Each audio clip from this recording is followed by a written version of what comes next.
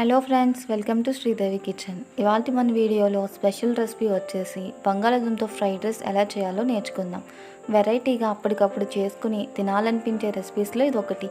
మన లంచ్ బాక్స్లో కానీ నైట్ టైం డిన్నర్లో కానీ చాలా సింపుల్గా తక్కువ సమయంలో చేసుకోవచ్చు. దీనికి కావాల్సిన పదార్థాలు ఏంటో చూద్దాం. సన్నగా కట్ చేసుకున్న మీడియం సైజ్ ఉల్లిపాయలు 2, అల్లం వెల్లుల్లి పేస్ట్ 1/2 టీ స్పూన్, పచ్చిమిర్చి 2 లేదా 3, చిన్న ముక్కలుగా కట్ చేసుకున్న మీడియం సైజ్ టమోటాలు 2, కొద్దిగా కొత్తిమీర, కొద్దిగా కరివేపాకు,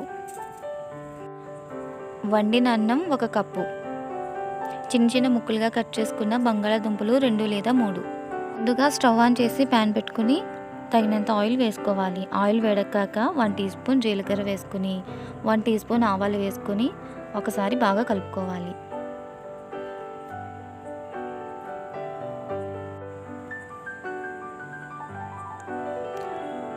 జీలకర్ర చిటిపట్లు ఆడుతుంది కదండి. ఇప్పుడు ఇందులో కట్ చేసుకున్న ఉల్లిపాయ ముక్కలను వేసుకోవాలి. ఈ ఉల్లిపాయ ముక్కలను కలుపుకుంటూ బాగా వేగనివ్వాలి. ఇందులో పచ్చిమిర్చి వేసుకోవాలి. ఉల్లిపాయ ముక్కలను కాస్త కలర్ చేంజ్ అయ్యేంత వరకు వేయించుకోవాలి. ఇందులో 1/2 టీ స్పూన్ అల్లం వెల్లుల్లి పేస్ట్ వేసుకోవాలి. ఈ అల్లం వెల్లుల్లి పేస్ట్ పచ్చివాసన పోయేంత వరకు బాగా వేయించుకోవాలి.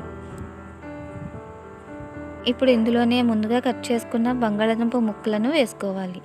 మొత్తం అన్నింటినీ వేసుకున్నాక మెల్లమెల్లగా కలుపుకోవాలి. ఈ ప్రాసెస్ అంతా కూడా మంటని మీడియం ఫ్లేమ్లో పెట్టుకోవాలి. ఈ బంగాళాదుంప ముక్కలు మెత్తగా అయ్యేంత వరకు బాగా వేయించుకోవాలి. ఇప్పుడు మూత పెట్టి 5-10 నిమిషాలు ఉడకనిద్దాం. 10 నిమిషాల తర్వాత మూత తీద్దాం. మూత తీసిన తర్వాత చూస్తే బంగాళదుంప ముక్కలు బాగా ఫ్రై అయిపోయాయి కదండి. ఇప్పుడు వీటిని ఒకసారి కలుపుకొని ఇందులోనే మనం ముందుగా కట్ చేసుకున్న టమోటా ముక్కలు వేసుకోవాలి. ఈ టమోటా ముక్కలు కూడా బాగా వేయించుకోవాలి. టమోటా ముక్కలు మగ్గేంత వరకు మూత పెట్టి ఉంచుకుందాం. 5 నిమిషాల తర్వాత మూత తీస్తే ఇప్పుడు బంగాళదుంపలు బాగా ఫ్రై అయిపోయాయి కదండి. ఇప్పుడు ఇందులోనే 1 టీ స్పూన్ సాల్ట్ వేసుకోవాలి, 1 టీ స్పూన్ పసుపు వేసుకోవాలి, 1 టీ స్పూన్ కారం, 1 టీ స్పూన్ ధనియాల పొడి, 1 టీ స్పూన్ గరం మసాలా పొడి వేసుకుని ఉప్పు, కారం, ధనియాల పొడి, గరం మసాలా పొడి ఇవన్నీ బంగాళదుంప ముక్కలకు బాగా పట్టేటట్టుగా కలుపుకోవాలి. మరొక 3 నిమిషాలు మూత పెట్టుకుని మగ్గనివ్వాలి. ఇప్పుడు మూత తీసి చూద్దాం. ఇప్పుడు ఇవన్నీ కూడా ముక్కలకి బాగా పట్టాయి కదండి. ఇందులో కొంచెం కరివేపాకు వేసుకోవాలి. కరివేపాకుతో మొత్తం అంతా కలుపుకోవాలి. ఇప్పుడు మనం ముందుగా వండి పెట్టుకున్న అన్నాన్ని, వైట్ రైస్ని ఇందులో వేసుకోవాలి. అన్నాన్ని మెల్లమెల్లగా కలుపుకుంటూ ముక్కలంతా బాగా పట్టేటట్టుగా కలుపుకోవాలి. ఇందులోనే కొత్తిమీర వేసుకొని కలుపుకోవాలి. ఇక్కడ లైటింగ్ తక్కువ అవడం వల్ల ఈ అన్నం కలర్ సరిగ్గా మీకు కనిపించట్లేదండి. పక్క వీడియోలో చూస్తే చాలా కలర్ఫుల్గా కనిపిస్తుంది. అంతేనండి, చాలా ఈజీగా పొటాటో ఫ్రైడ్ రైస్ని మనం తయారు చేసుకోవచ్చు.